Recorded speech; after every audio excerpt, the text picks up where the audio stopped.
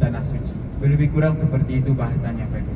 Ini menunjukkan betapa luar biasa kerendahan hatinya Abdullah bin Abbas, kemudian sampai mengakhiri masa hidupnya di kota Taif ini. Dan di akhir-akhir hayatnya Allah Subhanahu wa taala mengambil pandangannya, buta di akhir hidupnya, namun dia masih memiliki pemikiran, memiliki hati yang jernih dengan ilmu-ilmu yang sangat laut, yang sangat ditunggukan oleh sahabat-sahabat Nabi. Kemudian di masa hidupnya Bapak dan Ibu, beliau menjadi rujukan dari para sahabat-sahabat Nabi. Ketika ada urusan-urusan yang berkenaan dengan agama, Abdullah bin Abbas dibawa untuk berunding, dibawa untuk memberikan fatwa, untuk memberikan penilaian dan segala macam berkenaan dengan agama. Makanya orang-orang pun heran kenapa dia digelari dengan seorang pemuda yang tua. Dia dalam berumur kecil, tetapi ilmunya sungguh sangat tua. Banyak ilmunya Bapak dan Ibu menjadi rujukan. Di masa Umar bin Khattab selalu membawa Abdullah bin Abbas ketika ada urusan-urusan negara, urusan-urusan bermasalahan dengan agama. Inilah dia Abdullah bin Abbas. Bapak Ibu jamaah sekaliannya, alhamdulillah menjadi ikon dari kota Taif. Kemudian Bapak dan Ibu, berkenaan dengan Abdullah bin Abbas juga kita teringat suatu ketika Abdullah bin Abbas ini pernah bermalam di rumah Nabi. Nyo ingin mempelajari yang dilakukan dek Nabi setiap malamnya. Dia ingin mengetahui Nabi ini amalannya setiap malam seperti apa. Maka beliau menginap di rumah Nabi Sallallahu Alaihi Wasallam. Kemudian ketika malamnya dia melihat Nabi bangun, kemudian Abdullah bin Abbas bangun. Kemudian Abdullah bin Abbas menyediakan air untuk Nabi berwuduk. Setelah Nabi berwuduk, bekas air wuduk Nabi itu dilapkan ke muka Abdullah bin Abbas. Seraya Nabi Sallallahu Alaihi Wasallam berdoa, semoga dijadikan beliau menjadi seorang ahli di dalam agama ini.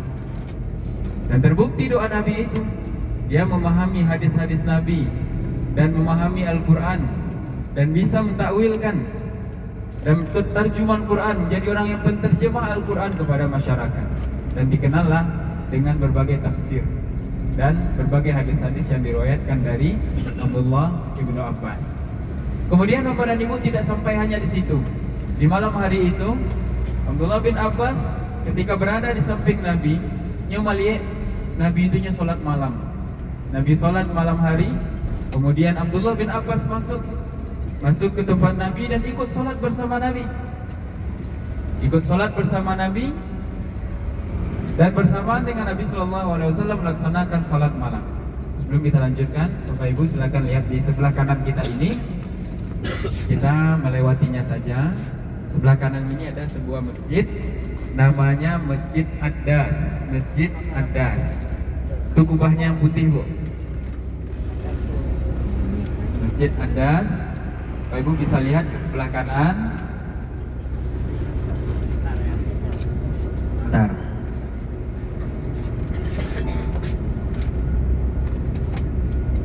Ya, lihat sebelah kanan. Kalau di awak tipenya surau ya, Pak. Itu aponya kubahnya ya, Bu. Yang ketek itu, Bu. Nampak, Pak? Lurus saja dari gang ini ada kubah masjid. Ada kubah masjid. Itu namanya Masjid Ad-Das. Masjid Ad-Das. Nanti kita ceritakan apa itu kisahnya tentang Ad-Das. Itu cik ya, Bu. Masjid Ad-Das. Kemudian kita hilang-hilang timbul dia, Pak. Ya, hilang-hilang timbul.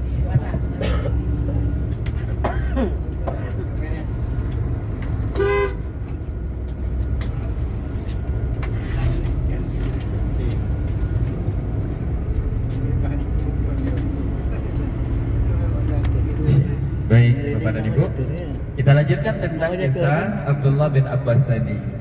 Di suatu malam dia bersama Nabi, kemudian Nabi melaksanakan salat. Kemudian Abdullah bin Abbas ikut di dalam salat bersama Nabi. Pada awalnya Abdullah bin Abbas berdiri di samping Nabi. Kalau kita salat berjamaah Bapak Ibu, Kalau kita hanya berdua saja, kalau gitu berdua saja dengan imam. Ya Pak? Bentar, nanti Pak. Ini kuat ya di depannya.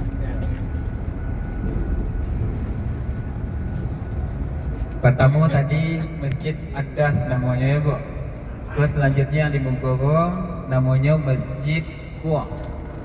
Masjid Kuah. Kaf waw ain Kuah. Hanya seperti surau di awal, keteknya Pak. Nah, dan tempat ini adalah bukit yang disusun-susun. Sementara masjidnya yang berada di bawah ini. Iko Bapak dan Ibu namanya Masjid Kuah. Tidak ada keistimewaan berhentinya, hanya sekedar kita melihat saja. Nah, itu Masjid Kuah namanya Ibu. Jadi batu aja.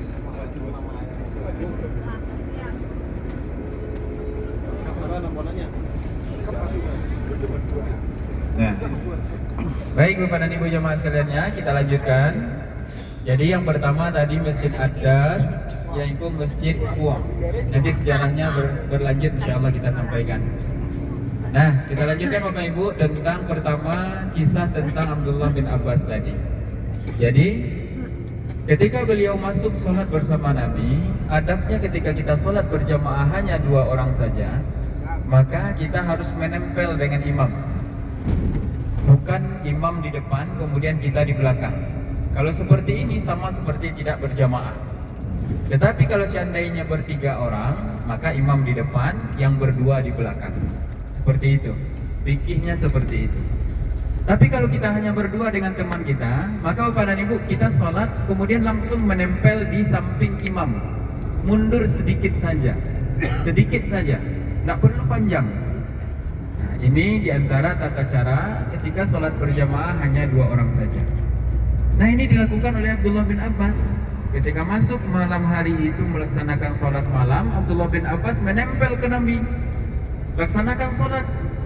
Tidak beberapa lama Abdullah bin Abbas mundur ke belakang.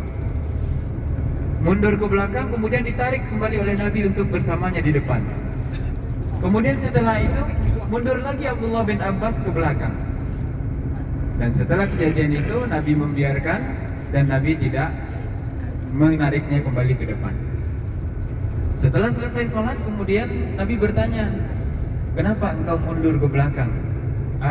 Jawaban Abdullah bin Abbas pada Ibu, tidak layak rasanya seorang Abdullah bin Abbas ku Nabi sejajar dengan Rasulullah. Seperti ini beliau, kerendahan hatinya Abdullah bin Abbas. Kemudian dia melihat berbagai macam amalan-amalan yang dilakukan oleh Nabi di sepanjang malamnya. Dan ilmu itu, hadis-hadis itu didapatkan langsung oleh Abdullah bin Abbas dari Nabi Sallallahu Alaihi Wasallam. Maka Bapak dan Ibu, kemahiran dan kecerdasan, kejeniusan Abdullah bin Abbas ini diakui oleh semua sahabat-sahabat yang ada karena memang dia mahir di dalam beragama. Nah, inilah dia sahabat kecil ya Bu, sahabat kecil Nabi. Jadi ketika Nabi meninggal, beliau baru berumur 13 tahun. Beliau lahir 3 tahun sebelum hijrah, 3 tahun umurnya baru. Kemudian Nabi hijrah di Madinah, Nabi selama 10 tahun di Madinah. Ketika Nabi meninggal, beliau baru berumur 13 tahun. Kemudian ketika Abdullah bin Abbas meninggal, beliau berumur 70 tahun. Lebih kurang 70 tahun. Inilah dia Abdullah bin Abbas yang bisa menginspirasi semua orang untuk belajar agama. Karena memang kemahiran dan kecerdasannya Abdullah bin Abbas. Dan beliau adalah anak paman dari Nabi. Kalau Nabi Abdullah bin Muhammad bin Abdullah bin Abdul Muttalib. Kalau beliau adalah Abdullah bin Abbas bin Abdul Muttalib. Ini dia silsilah pertemuan antara Nabi dengan Ibnu Abbas. Kemudian Bapak dan Ibu, kita kisahkan tentang sejarah Taif ini. Taif ini Bapak dan Ibu adalah tempat Nabi pernah berdakwah ke sini. Nabi pernah datang ke Taif ini Bapak dan Ibu. Dan Nabi pernah sedih di Taif. Kenapa Nabi datang ke Taif? Taif ini Bapak dan Ibu adalah kota nomor 3 terbesar di Arab Saudi setelah Mekah, Madinah, dan kemudian Taif. Kemudian kalau di Mekah dihuni oleh penduduk kaum Quraisy, Taif itu dihuni oleh Bani Saqif namanya, oleh Bani Saqif. Jadi di dalam sejarah, kenapa Nabi sampai ke Taif? Sebelum Nabi hijrah ke Madinah, Nabi menyampaikan dakwah di Mekah. Islam disampaikan, la na'budu illa iyyahu. Pokoknya mengajak orang-orang beriman kepada Allah Subhanahu wa taala. Namun tidak banyak yang menerima, bahkan memberikan perlawanan kepada Nabi sallallahu alaihi wasallam. Nah, karena keterjepitan Nabi ketika berada di Mekah, artinya mungkin dakwah ini tidak mungkin maksimal lagi di Mekah. Maka Nabi mencari tempat-tempat di mana lagi tempat berdakwah. Di saat itu tujuan Nabi adalah Taif ini. Nabi berpikiran bahwasanya penduduk Bani Saqif ini adalah penduduk juga terbesar setelah kaum Quraisy. Maka kalau seandainya Nabi Shallallahu Alaihi Wasallam bisa menguasai Bani Saqif, ini akan memberikan efek kepada kaum Quraisy.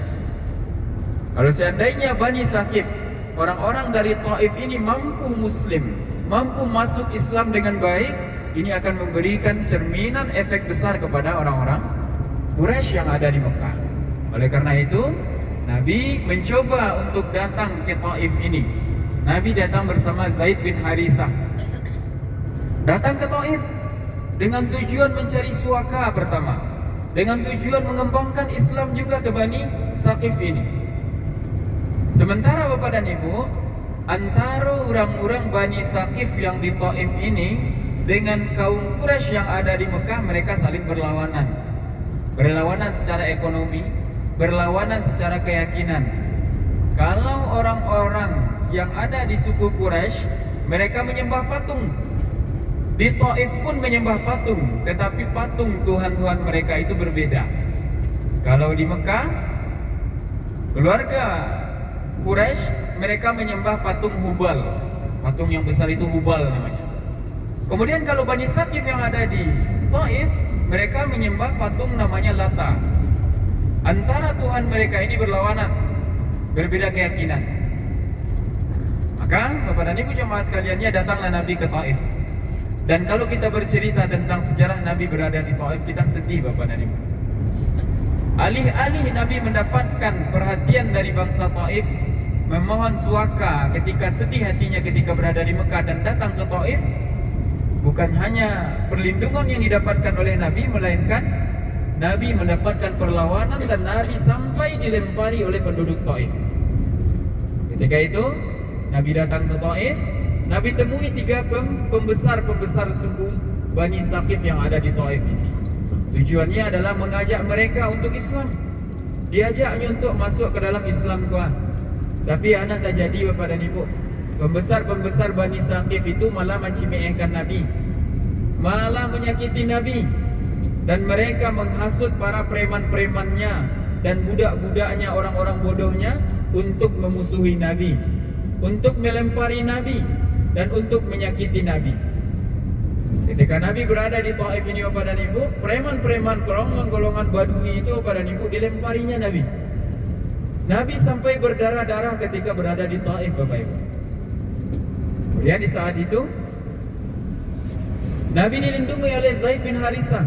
Nabi datang bersama Zaid bin Harithah ke Taif. Zaid bin Harithah melindungi Nabi supaya tidak kena lemparan. Namun kedua mereka, Nabi bersama Zaid bin Harithah, terluka oleh lemparan-lemparan batu yang dilakukan oleh penduduk Taif. Jadi bukan hanya Nabi mendapatkan suaka, malah Nabi mendapatkan kesedihan ketika sampai di Taif. Kemudian Bapak dan Ibu jemaah sekaliannya, tidak mungkin rasanya kembali berdakwah di Taif ini. Dengan sangat sedih Nabi SAW ketika berada di Taif. Kemudian Nabi beranjak kembali untuk pulang menuju ke kota Makkah. Nah, di dalam perjalanannya Nabi berhenti di masjid yang pertama tadi. Masjid mana mau tadi Pak? Masjid Ad-Das. Sampai Nabi di Masjid Ad-Das itu, apakah masjid itu sudah ada dari dulu? Jawabannya tidak. Masjid itu dibangun belakangan ini. berkenaan dengan kisah yang terjadi di situ. Kenapa dinamakan Masjid Adas? Dulu di situ Bapak dan Ibu adalah kebun anggur yang dimiliki oleh dua orang kaya Taif ketika itu dari Bani Saqif. Ada kebun kurmanya, kemudian ada kebun anggurnya. Ketika Nabi sudah tersakiti, Nabi berdarah-darah, kemudian Nabi menuju ke kebun anggur tersebut dan berhenti sejenak di situ. Nabi kelelahan, Nabi kesakitan, berdarah. Kemudian di saat Nabi berada di kebun anggur tersebut, Bapak dan Ibu, pemilik kebun anggur itu mencari ada orang masuk ke kebun itu. Ternyata itu adalah Nabi. Dipanggil ada pemilik kebun itu, budaknya yang bernama Adas. Dipanggillah budaknya yang bernama Adas. Kemudian disuruh adik tuannya ko, pailah ke dalam kebun awak tu ada orang yang sedang berhenti tu. Dibawalah anggur, selentingan anggur Bapak dan Ibu. Kemudian disuruh budak Adasnya ko untuk bayi kasinan, agilah orang tu. Lai tibojo rasa ibunya Pak Ibu. Kemudian Adas posisinya karena menjadi seorang budak tentu akan melakukan apa yang disuruh oleh tuannya. Datanglah Adas ke situ dengan membawa anggur tersebut sampai di hadapan Nabi Sallallahu Alaihi Wasallam. Kemudian Adas memberikan anggur yang tadi dibawanya. Dan di saat itu Nabi menerima anggur yang diberikan oleh Adas. Sesaat Adas masih berada di sana. Kalau bisa jangan tidur ya Bu, tidak dapat sejarahnya. Kemudian Bapak dan Ibu jamaah sekalian ya, Nabi Sallallahu Alaihi Wasallam mengambil anggur yang diberikan oleh Adas tersebut, kemudian Nabi memakan. Sebelum Nabi memakan anggur yang diberikan oleh Adas, Nabi membaca Bismillah. Nabi membaca Bismillah Samiyallah. Di saat itu seorang Adas tadi beragama Nasrani Pak, Kristen, tetapi yang taatnya. Di saat itu beliau terkejut. Yang engkau ucapkan kau, kurang kau makan bacanya Bismillah, artinya dengan nama Allah, dengan nama Tuhan. Bismillah. Adas terkejut. Anak yang kau ucapkan kau kecil Adas. Tak ada orang sekampung kau mengucapkan itu di siko dah. Semakin keheranan Adas. Adas karena seorang Nasrani yang memahami agamanya dengan baik, dia tahu tentang Islam Bapak Ibu. Kemudian Nabi bertanya, siapa nama engkau? Nama aku Adas. Dari mana engkau? Dari Ninawa.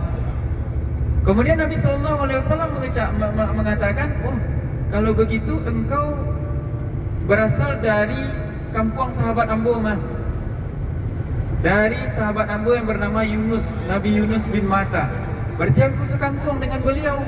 Semakin terheran Adas Bapak dan Ibu. Adasnya tahu Nabi Yunus itu adalah seorang Nabi.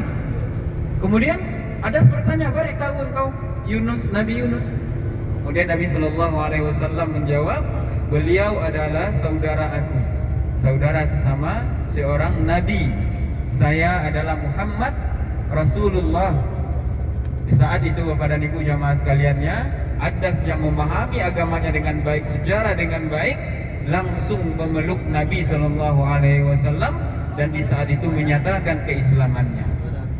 Itulah dia seorang Adas beragama Nasrani, budak dari pemilik kebun yang masuk Islam ketika Nabi berada di kebun anggur tuannya.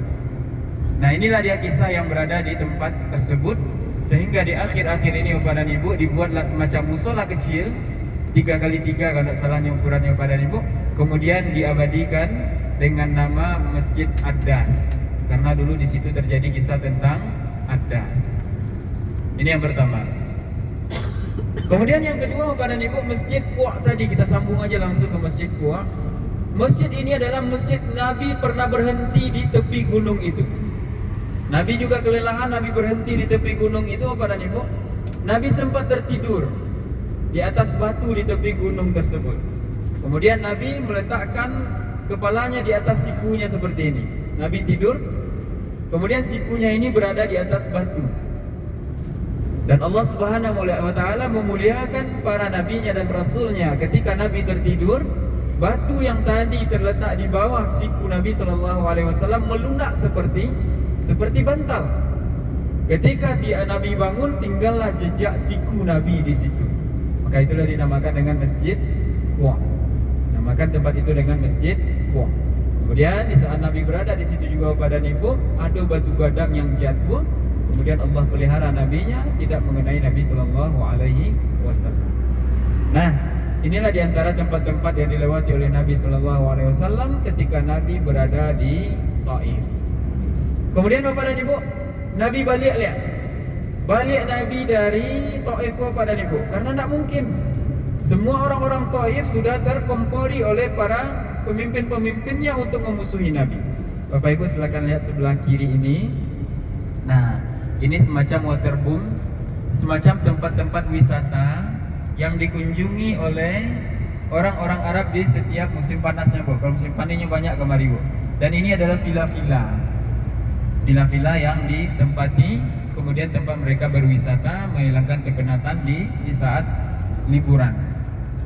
Jadi tempat ini tinggi, Bapak dan Ibu. Jamaah rahimakumullah, kemudian Nabi SAW kembali ke Mekah. Balik Nabi lebo. Tak mungkin loh, tadi rencana mendakwakan Islam ketika di Taif, ternyata tidak diterima oleh penduduk Taif. Ketika Nabi berada di perjalanan, Bapak dan Ibu, datanglah malaikat Jibril. Malaikat Jibril dengan sangat sedih telah mengetahui semua yang terjadi tentang Nabi. Nabi berdakwah dilempari. Nabi dalam keadaan sedih. Kemudian didatangi oleh malaikat Jibril. Malaikat mengatakan, wahai Rasulullah, kami tinggal menunggu perintah engkau saja. Kalau seandainya engkau perintahkan, kami hanya menunggu perintah engkau, dan Allah Subhanahu wa taala sudah mengizinkan. Kalau seandainya engkau mengizinkan gunung-gunung yang ada di Taif ini untuk ditimpakan kepada penduduk Taif ini, maka kami tinggal lakukan itu saja. Begitu sedihnya malaikat ketika melihat keadaan Nabi berada di Taif. Jadi kecil malaikat, kamilah dapat izin dari Allah. Kalau seandainya engkau perintahkan gunung-gunung yang ada di Taif ini untuk ditimpakan ke penduduk Taif karena durhakanya mereka, karena mereka menyakiti engkau, maka kami siap dalam hitungan detik semuanya Taif ini akan datar. Akhirnya Nabi pada Ibu, Nabi bukan dendam kepada Ibu, tapi justru apa kata Nabi SAW, biarkan, dia akan salah, Allah akan memaafkannya, karena mereka tidak mengetahui. Kita berdoa kata Nabi SAW, semoga insya Allah nanti akan muncul dari rahim-rahim penduduk Taif ini orang-orang yang mengesahkan Allah, orang-orang yang mentauhidkan Islam. Inilah yang disampaikan oleh Nabi SAW kepada malaikat Jibril yang mendatangi Nabi tentang kesedihan yang dialami oleh Nabi. Bahkan Nabi berdoa kepada Ibu, mengadu kepada Allah. Pengaduan Nabi, ya Allah, sungguh sangat lemah. Hamba tak bisa berbuat apa-apa untuk membawa mereka ke dalam Islam ini. Dengan segala kelemahanku tidak bisa membawa mereka. Inilah doa Nabi. Dengan doa yang sangat panjang Bapak dan Ibu, Nabi beribah hati. Kemudian dengan itu Nabi kembali ke kota Makkah. Dan setelah Nabi berada di Makkah Bapak dan Ibu, barulah perjalanan menuju ke kota Madinah dimulai. Jadi Nabi pindah ke Madinah setelah Nabi pulang dari mencoba hijrah ke kota Taif ini dan tidak diterima oleh penduduk Taif. Pada Ibu jemaah sekalian, ya, itu kisah-kisah yang ada di kota Taif. Kemudian selanjutnya pada Ibu, kota Taif ini tinggi.